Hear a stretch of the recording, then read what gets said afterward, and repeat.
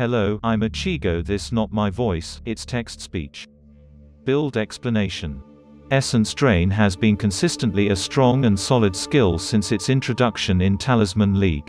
Essence Drain inflicts strong damage over time debuff on the target it hits and gives 0.5% damage as life regeneration. Bane. This acts as both a powerful debuffing and damaging skill to enemies in an area. Linked curses are also applied to those enemies to deal more damage. With a buff, reduced movement speed 36% and 6% increased chaos damage taken to enemies. Bane is an active skill gem that benefits the Essence Drain by applying additional linked curses and an additional damage debuff to enemies in an area, which deals chaos damage over time. It is a very versatile spell and can be built around a diverse range of budgets. This build does any content from budget to min-max versions. The more you invest in the build, the faster you finish the content, but any content can be done with a budget version. It is openly recommended as a league starter or clearing endgame content and bosses as well. Essence Drain is arguably one of the strongest single-target spells chaos in the game. Reason enough to try it out if you never had. Mechanics. The first and most important main skill is Essence Drain. Essence Drain is a strong damage over time spell that applies itself to any enemy hit by its initial projectile. When it comes to mapping with this build, we use Bane. When it comes to single target, we use Essence Drain enhanced with the Bane, which is linked with 3 curses: Despair, Enfeeble, Temporal Chains. Enemies cursed with Despair take increased damage from damage over time effects. Because these stats are an increase to the target's damage taken, they are multiplicative with attacker's damage dealt and additive with any other effects to damage taken on the defender. Cursed enemies have negative percentage to chaos resistance.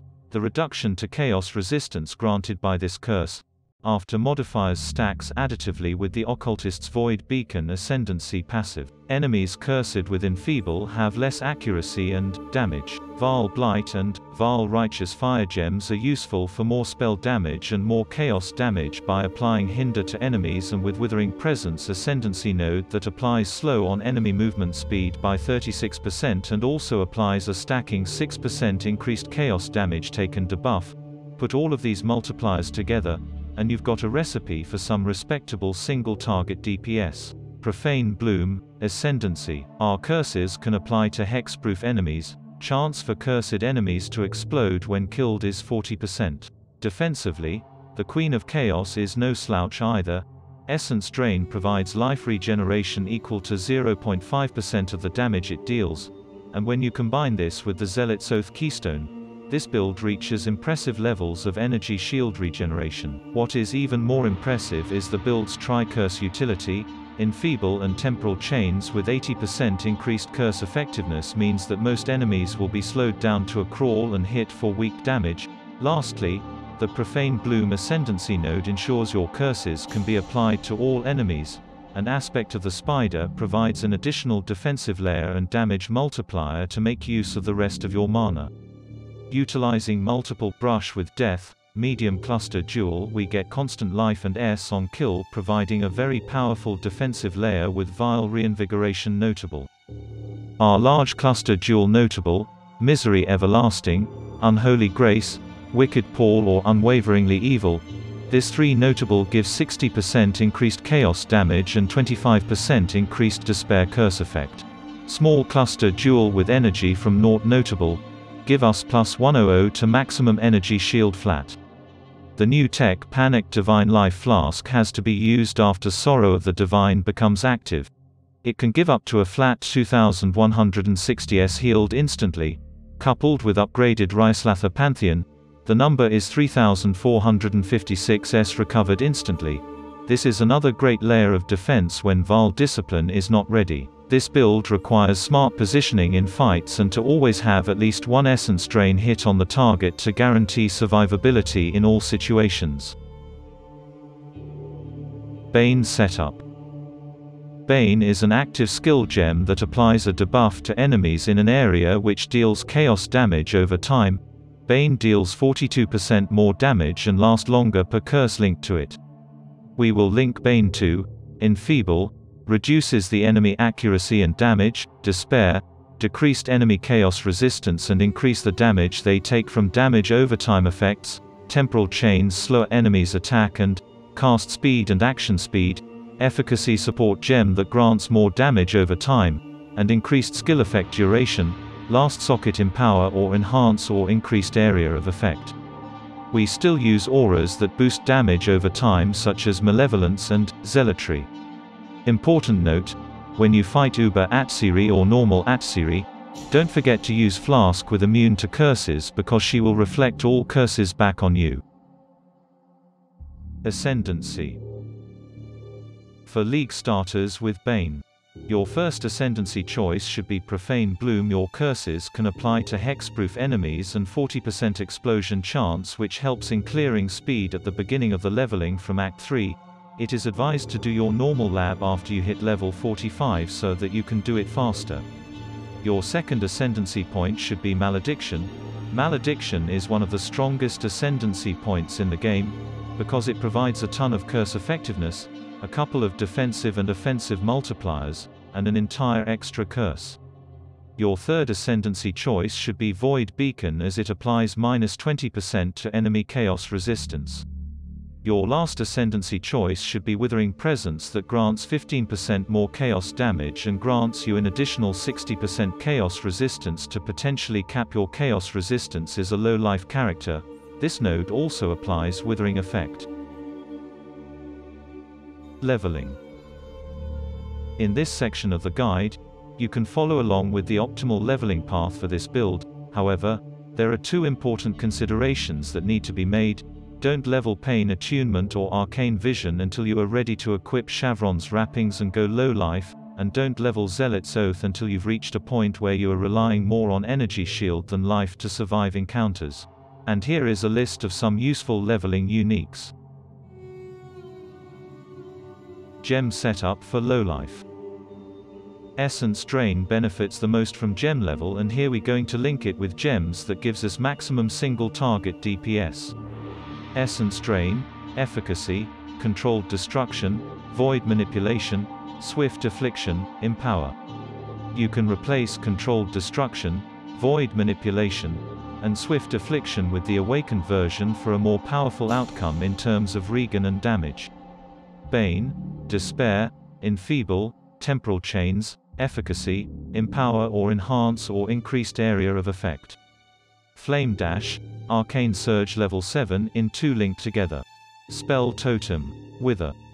Arrogance, Malevolence, Clarity in 3 linked together. Last socket Val Righteous Fire. Don't use Arrogance when you don't have Chevron's Wrappings. Arrogance support is a support gem. It grants the supported skills increased aura effect and causes them to reserve life instead of mana. Val Discipline, Zealotry, Enlighten, Val Blight. You can craft Aspect of the Spider on any of your rare items except the bow. Aslo, there is a couple more solid gem setups that can be run with Lahkesis, the Queen of Chaos, notably improving her defense or utility even more, so feel free to check out the forum. BudgetGear.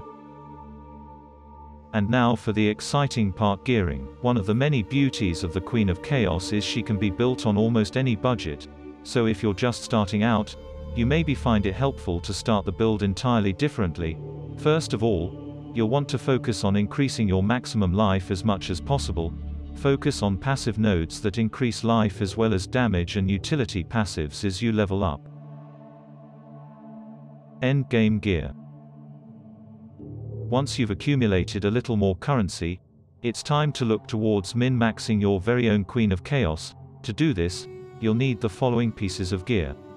A crafted bow with +1 to levels of socketed gems, to damage over time multiplier, can have up to 3 crafted modifiers, +2 to level of socketed support gems, chaos damage over time multiplier. With bow you can use Soul Strike that give us maximum energy shield and that point to use it that give us 80% faster start of energy shield recharge, which is a huge defense boost. A Chevron's Wrappings is a required staple of any low-life build, and this one is no different. Because of your Bane Setup Tri-Curse, this needs to be at least 5 linked. Your helm should be a rare with as much energy shield as possible. Along with a mod, nearby enemies have negative chaos resistance. Your gloves should also be rare, ideally on the fingerless silk base, and should have as much energy shield and resistances and chaos damage over time multiplier as possible. Your boots are more of the same, so you should focus on energy shield and resistances. And you can craft boot with cannot be frozen and cannot be chilled. A rare belt with mods like energy shield, resistances, and some much needed strength to fill up strength requirement and 20% increased damage crafted. As low you can use Influence Crusader on belt for 35% increased spell damage during any flask effect. Mark of the Shaper provides a massive boost in spell damage and a nice chunk of energy shield. Just make sure your other ring is an Elder item. Your other ring should be rare and Elder, and is best utilized as a slot almost entirely focused on capping your resists. Your amulet slot is another stable of low life builds a presence of Chayula. This amulet provides a large amount of energy shield, stun immunity, and nearly caps your chaos resistance when paired with Withering Presence. Watcher's Eye with plus 22% to chaos damage over time multiplier while affected by malevolence. Gain 10% of maximum mana as extra maximum energy shield while affected by clarity. Your flask slots should be Panicked Divine Life Flask, Sorrow of the Divine, Bottled Faith, Quicksilver, and Quartz flasks, all with the Alchemists, Chemists, or Ample prefix. Additionally, it's crucial to get Bleed, Freeze, Ignite and Curse immunity across your various flasks. There is more gear setup in my forum you need to check. And finally, in the video description below, you'll find links to the forum guide, the path of building Pastebin, and most importantly my Twitch stream link. If you have any questions, don't hesitate to leave a comment, and I will get back to you as soon as possible. I hope you enjoyed this guide for Lahkesis, the Queen of Chaos. Thank you for watching. Ichigo.